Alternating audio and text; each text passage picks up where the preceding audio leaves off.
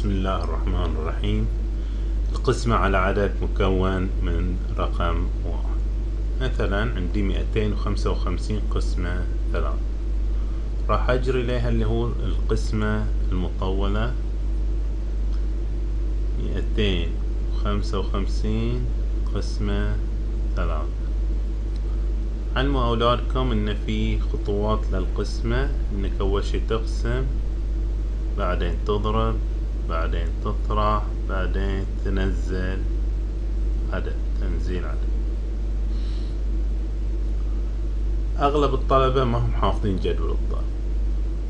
ليست مشكلة عدم حفظ جدول الضرب، المشكلة إنه ما يعرف شلون يستنتج جدول الضرب. جدول الضرب عبارة عن عملية تكرار عملية الجمع. خليه يكتب جدول الضرب على جنب. 3 في 1 3، 3 في 2 6. كحين يجمع وين 3 في 3 9، 3 في 4 12. لاحظ ان كحين نجمع 3 في 5 15، 3 في 6 18، 3 في 7 21، 3 في 8 24، 3 في 9 راح يكون 27. طبعا ما راح نحتاج أكثر من 3 في 9. نجي الحين نسوي عملية القسمة. ناخذ رقم. أول رقم عندي في أعلى خانة هو 2 قسمة 3. 2 نوزعها على 3 بما أن أصغر منها، إذا راح يكون الناتج 0.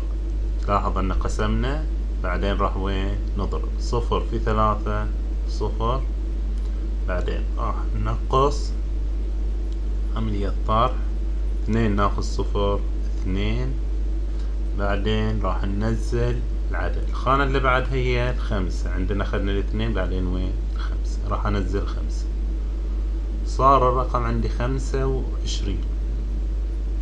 الحين راح ترجع من البداية. قسمة 25 قسمة 3. طبعا إذا 25 موجودة في جدول الضرب راح تاخذها، أو تاخذ أقل منها بس قريب إليها، أقرب إليها. طبعا لو جيت انت جدول الضرب، أقرب عدد إليها وأصغر منها راح يكون وين 24. إذا لو قلنا 24 قسمة 3 راح يكون كم 8. إذا 8. إذا 25 قسمة 3 هي 8، ويبقى عندنا 1 ما علينا منه. طبعا قسمنا، بعدين راح وين نضرب. 8 في 3 24، بعد الضرب يجينا الناقص. 5 ناقص 4 1، 2 ناقص 2 0. بعد ما نقص ننزل عدد. عندي وين 5. الحين عندي 15 قسمة 3. نرجع من البداية. 15 قسمة 3، لو جيت في جدول الضرب تشوف موجود وين 15. إذا 15 قسمة 3 راح يكون وين 5. قسمنا، بعدين نضرب. 5 في 3 15، هي نفسها راح تطلع 5 في 3. نقص 5 ناقص 5 0، 1 ناقص 1 0. بعدين مفروض ننزل عدد، ما في عدد ننزله. إذا انتهت المسألة، لم يبقى شيء. إذا الإجابة راح تكون وين 5 و8. نجي لنفس المسألة 255 قسمة 3. لو اني ما ابي اسوي لها بالقسمة المطولة، فيها طريقة ثانية. في عندك 255 تبي تقسمها على 3. اخذ 3 ايش قد ممكن تضربها ويعطيك عدد قريب إلى تقريبا 255 أو أي رقم ثاني. أنا بختار اللي هو 70 لأنه بيعطيني 210. 3 في 70 راح يكون 210. طبعا 3 في 7 هي 21 ونزلنا الصفر اللي هي صار 210. الحين هذا الناتج 210 راح نقصه 210. 5 ناقص صفر طبعا راح يكون 5. 5 ناقص 1 راح يكون 4. و2 ناقص 2 راح يكون وين؟ 0. صار عندي 45. الحين أبي أضرب الثلاثة في رقم بحيث يكون قريب إلى 45. قريب إلى 45 ممكن أقول 10. 3 في 10 راح يكون 30. راح أنقص 30. نقص 30. 5 ناقص 0 5. و4 ناقص 3 راح يكون 1. الحين عندي أنا 15. طبعا الكل يعرف أن 3 في 5 يساوي 15. نقص 15. نقص 5 ناقص 5 0. 1 ناقص 1 0. إذا لم يبقى شيء. وين الناتج الحين للعمليات القسمة؟ ناتج القسمة هو مجموع هذه الأرقام. عندي 70 زائد 10 زائد 5 اللي هو 70 و10 راح يكون 80 و5 راح يكون إجابة 85. إذا ناتج القسمة راح يكون وين؟ 85. هي الإجابة. ناخذ مثال آخر. عندي 721 قسمة 6. 721 قسمة 6 راح أسوي لها قسمة مطولة. قسمة 6. طبعا عندي خطوات القسمة. نقسم، بعدين نضرب، بعدين نطرح، بعدين تنزيل عدد، ونرجع وين من البداية لما نخلص كل الأعداد. راح أسوي لها قسمة سريعة. 7 قسمة 6 1. 7 فيها 6 وحدة. 1 في 6 طبعا 6. نقص قسمة ضرب طرح. 7 ناقص 6 راح يكون 1. بعد ما ننقص ننزل عدد اللي هو راح انزل الرقم اللي بعده اللي هو 2. 12 قسمة 6. 12 قسمة 6 فيها 2. 2 في 6 12.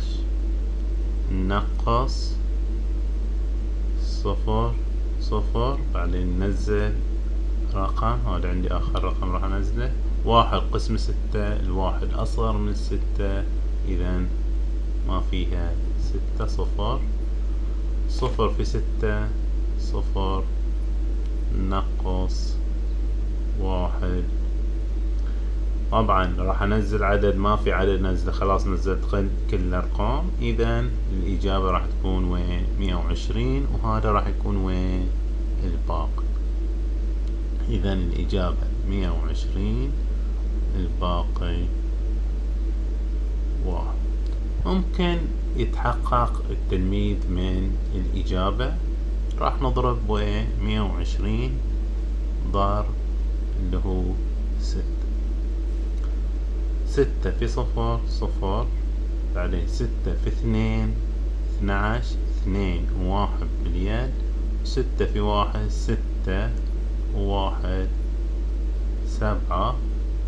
طبعا لو انت تلاحظ هني 721 هني 720 ما لا ينسى التلميذ الباقي. راح اجمع الباقي 1 2. اذا الاجابة مالتي وين؟ صحيحة. تحققت من صحة الحل. 721 قسمة 6 نفس المثال راح نحله بالطريقة الثانية اللي هي طريقة الثقافة العددية. عندك انت 721 شنو نضربه في 6 قريب إلى 721 أي رقم بحيث يكون أقل منه. ممكن أقول لأن ضربناها في 100 بيطلع 600 قريب إليها. إذا راح أنقص 600 نقص 1 ناخذ 0 طبعا 1 2 ناخذ 0 2 وعندي 7 ناقص 6 1 راح صار عندي 121. شنو نضربه في 6 يعطينا قريب من 121. ممكن واحد يختار وين 10 6 في 10 60 نقص 60 1 ناخذ 0 1 2 ناخذ 6 ما يصير نسهله بصير 0 بصير 12 ناخذ 6 صار عندي 6 وهني 0. إذا عندي 61. شنو نضربه في 6 قريب إلى 61؟ طبعا 60 اللي هي راح يكون 6 في 10 نقص 60 1 ناخذ 0 1 6 ناخذ 6 0. طبعا 1 هو أقل من 6. إذا هذا راح يكون الباقي. إذا فالنتيجة حين إذا جمعنا هذه الأرقام راح يعطيني ناتج القسمة. وطبعا هذا الباقي 100 زائد 10 زائد 10 راح يكون وين 120. فالنتيجة 120 وما ننسى الباقي بقى عندي 1 باقي. طبعا أقل من اللي نقسم عليه اللي هو أقل هني نقسم على 6 لازم يكون أقل من 6. باقي عندي 1.